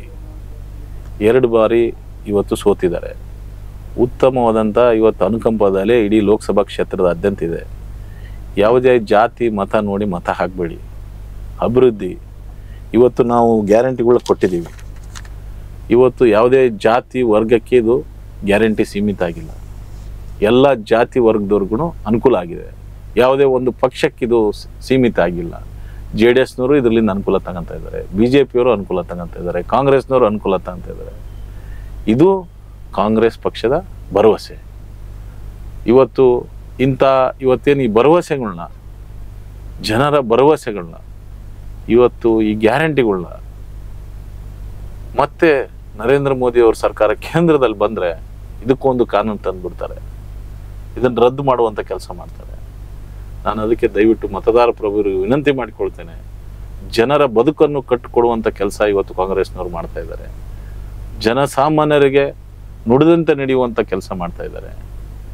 ಇವತ್ತು ನೀವು ರಾಜಶೇಖರ್ ಹಿಟ್ಟಳ್ ಅವ್ರನ್ನ ಗೆಲ್ಲಿಸಿದ್ರೆ ಒಬ್ಬ ಹಳ್ಳಿಯ ಹುಡುಗ ಇವತ್ತು ಲೋಕಸಭಾದಲ್ಲಿ ಪ್ರತಿನಿಧಿಯಾಗಿ ಈಗಾಗಲೇ ಕೊಪ್ಪಳ ಲೋಕಸಭಾ ಸಂಸದರಿದ್ದ ಇರ್ತಕ್ಕಂಥವ್ರು ಕರಡಿ ಸಂಗಣ್ಣವರು ಯಾವ ರೀತಿ ಇವತ್ತು BJP ಅವ್ರು ನಡೆಸ್ಕೊಂಡಿದ್ದಾರೆ, ಅವ್ರ ಕಣ್ಣಲ್ಲಿ ನೀರು ತರಿಸಿದ್ದಾರೆ. ಸಾಕಷ್ಟು ಕೆಲಸ ಕಾರ್ಯಗಳು ಮಾಡಿದ್ರು ಇವತ್ತು ಅವ್ರಿಗೆ ಟಿಕೆಟನ್ನು ಕೊಡುವಂಥದ್ರಲ್ಲಿ ವಿಫಲರಾಗಿದ್ದಾರೆ. ಇದು BJP ಅಜೆಂಡಾ. ಅಂಥವ್ರಿಗೆ ಹಂಗೆ ಮಾಡಿದ್ಮೇಲೆ ಜನಸಾಮಾನ್ಯರ ಪರವಾಗಿ ಇವ್ರು ಏನಿರ್ತಾರೆ. ಅದಕ್ಕಾಗಿ ನಾನು ವಿನಂತಿ ಮಾಡಿಕೊಳ್ತೇನೆ, ಎಲ್ಲ ನಮ್ಮ ಕೊಪ್ಪಳ ಲೋಕಸಭಾ ಕ್ಷೇತ್ರದ ಆದ್ಯಂತ ಎಲ್ಲ ಮತದಾರ ಪ್ರಭುಗಳಿಗೆ ವಿನಂತಿ ಮಾಡಿಕೊಳ್ತೇನೆ, ನಿಮ್ಮ ತೀರ್ಪು ಏನಿದೆ 7ನೇ ತಾರೀಕಿನ ತೀರ್ಪು ಇಡೀ ದೇಶಕ್ಕೆ, ಇಡೀ ನಮ್ಮ ಕೊಪ್ಪಳ ಲೋಕಸಭಾ ಕ್ಷೇತ್ರಕ್ಕೆ ಒಂದು ಸಂದೇಶ ಕೊಡಬೇಕು. ಇವತ್ತು ನಾವು ಸರ್ಕಾರ ಏನು ಜನರ ಪರವಾಗಿ ಕೆಲಸ ಮಾಡ್ತಾ ಇದ್ದೀವಿ, ಇವತ್ತು ಜನರ ಪರವಾಗಿರ್ತಕ್ಕಂಥ ಸರ್ಕಾರಕ್ಕೆ ನಮ್ಮ ಬೆಂಬಲ, ಕಾಂಗ್ರೆಸ್ಗೆ ಬೆಂಬಲ. DK ಶಿವಕುಮಾರ್ ಅವರು, ಸಿದ್ದರಾಮಯ್ಯ ಅವರು ಒಂದು ದೊಡ್ಡ ನಿರ್ಣಯ ತಗೊಂಡು ಇವತ್ತು 5 ಗ್ಯಾರಂಟಿಗಳನ್ನ ಭರವಸೆಗಳನ್ನ ಕೊಟ್ಟಿದ್ದಾರೆ. ಅಂಥ ಭರವಸೆಗಳನ್ನ ಕೊಟ್ಟಂಥ ಸಂದರ್ಭದಲ್ಲಿ ನಾವು ಏನು ನುಡಿದಂತೆ ನಡೆದಿದ್ದೀವಿ ನಮ್ಮ ಸರ್ಕಾರ, ನೀವು ನಮ್ಮನ್ನು ಏನು ನಾವು ಕೆಲಸ ಮಾಡಿದ್ದೀವಿ, ಎಲ್ಲ ಮತದಾರ ಪ್ರಭುಗಳಿಗೆ ನಾನು ವಿನಂತಿ ಮಾಡಿಕೊಳ್ತೇನೆ, ಇವತ್ತು ನಾವು ಮಾಡಿರ್ತಕ್ಕಂಥ ಕೆಲಸಕ್ಕೆ ಕೂಲಿ ಕೊಡಿ ಅಂಥೇಳಿ ನಮ್ಮ ಹತ್ರ ವಿನಂತಿ ಮಾಡಿಕೊಳ್ತೇನೆ. ಎಲ್ಲರಿಗೂ ಧನ್ಯವಾದಗಳು. ಇವತ್ತೇನು ವೈಭವ TV ಚಾನಲ್ಗೆ ಬಂದು ನನಗೆ ಮಾತನಾಡಲಿಕ್ಕೆ ಇಂಟರ್ವ್ಯೂ ತಗೊಂಡಿದ್ದಾರೆ. ನಮ್ಮ ಗುರುಗಳಿಗೂ ಹಾಗೂ ಸಿಬ್ಬಂದಿಗಳಿಗೆ ಎಲ್ಲರಿಗೂ ವಂದಿಸಿರಿ. ನನ್ನ 4 ಮಾತುಗಳನ್ನ ಮುಗಿಸ್ತೇನೆ. ಜೈ ಹಿಂದ್, ಜೈ ಕರ್ನಾಟಕ, ಜೈ ಕಾಂಗ್ರೆಸ್. ವೀಕ್ಷಕರೇ, ಇದುವರೆಗೂ ತಮ್ಮೆಲ್ಲ ಬಿಡುವಿಲ್ಲದ ಕೆಲಸದ ನಡುವೆ ತುಂಬ ಒತ್ತಡದ ಕೆಲಸ ಇದೆ. ಯಾಕಂದರೆ ಕ್ಷೇತ್ರಾದ್ಯಂತ ತಿರುಗಾಡ್ತಿದ್ರು. ನಮ್ಮ ಸ್ಟುಡಿಯೋಕ್ಕೆ ಬಂದು ತಮ್ಮ ಮುಂದಿನ ಎಲ್ಲ ಯೋಜನೆಗಳ ಬಗ್ಗೆ, ಕಾಂಗ್ರೆಸ್ ಪಕ್ಷದ ಗ್ಯಾರಂಟಿಗಳ ಬಗ್ಗೆ ಮತ್ತು ಆರಿಸಿದರೆ ಮತದಾರರಿಗೆ ಏನೆಲ್ಲ ಕೊಡ್ತೀವಿ ಅನ್ನುವ ಎಲ್ಲ ಭರವಸೆಗಳ ಬಗ್ಗೆ ಮಾತಾಡಿದ್ದಾರೆ. ವೈಯಕ್ತಿಕವಾಗಿ ಮತ್ತು ವೀಕ್ಷಕರ ಪರವಾಗಿ ತಮಗೆ ಧನ್ಯವಾದಗಳು ಸರ್. ಧನ್ಯವಾದಗಳು ಸರ್.